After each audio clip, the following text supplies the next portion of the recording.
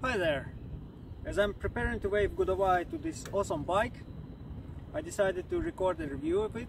It's my first review ever. So here it is. It's a 2000 Yamaha Dragstar 650 classic model. I rode this bike for 3 seasons, 3 awfully short finish seasons, and I doubled it mileage when I got it. The mileage was just under 15,000 kilometers. Now it's almost 32,000 kilometers. So a bit of riding on it, and just to say the expectations straight, I consider myself a bit on the boring side of riding.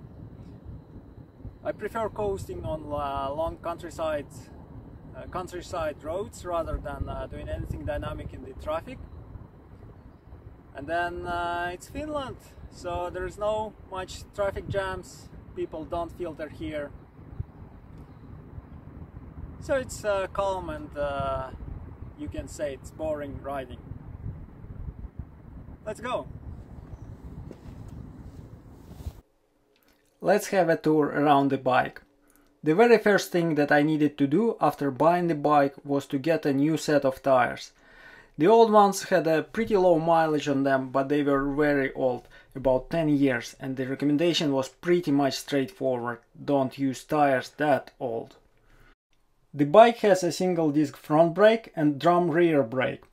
I've seen opinions that this is not enough, but to be honest, I don't remember ever feeling like that. It might be the attribute of my riding style though. One of the changes I did to the bike was to replace the front and tail lights with the LED. It's brighter, it's more reliable than the halogen lamps, and I don't need to care about having a spare one with me.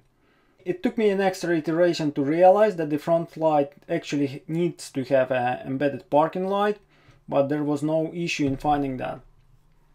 The tail light was made by a German company and they only had 2 versions, white and dark one, while the original is red. So I ended up getting a white one because it suits much better to the style of the bike.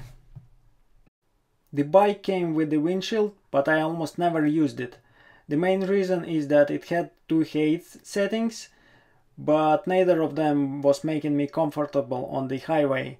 The windshield was producing quite a turbulence, which was resulting in the vibration in my helmet, turning my brains into scrambled eggs quite soon on the highway.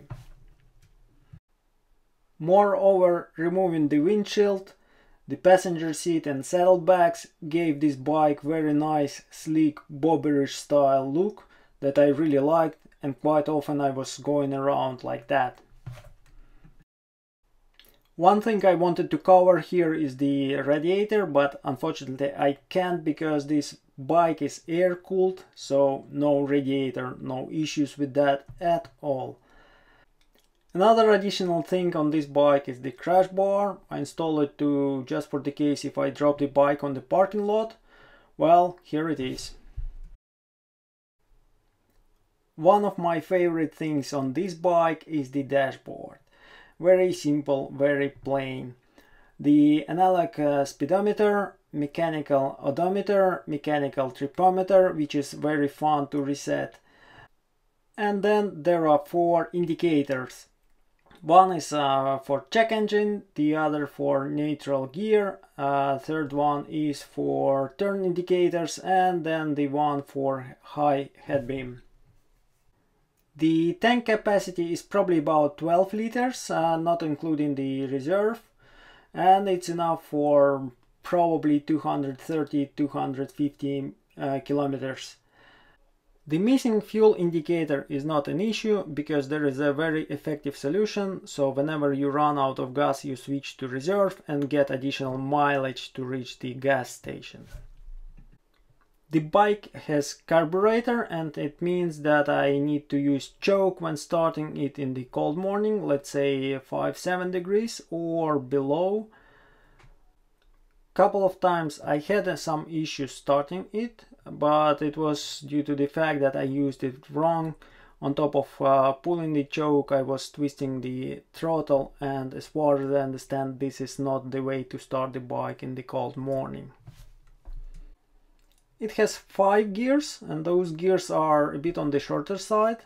Sometimes I could find myself coasting about 50 kilometers per hour on the 5th gear, and sometimes I was finding myself on the highway thinking about that I could use 1 gear more. But in general, this is not an issue. The guys from CRK Cycles YouTube channel made a good test, good video about how this bike behaves on the highway, and I will add the link to the description of this video. The transmission is shaft, and it means that it's almost zero maintenance. You need to replace the oil every now and then, which can be done during the winter maintenance. And then during the seasons you just check every now and then for potential oil leaks. The low center of gravity makes the bike very easy to handle, but there is a catch. Beyond a certain angle it suddenly becomes really heavy, so be aware of that. Overall, I really like the bike. It is fun to ride. I used it for everyday commute, and quite often I was making detours to make the trips longer. I had some longer trips abroad on it to Baltic countries. And the only reason I'm changing it, I'm upgrading to the basically bigger version of the same bike, Yamaha Midnight Star XVS650A. So I hope it was not waste of your time. Ride safe, have fun, and see you later.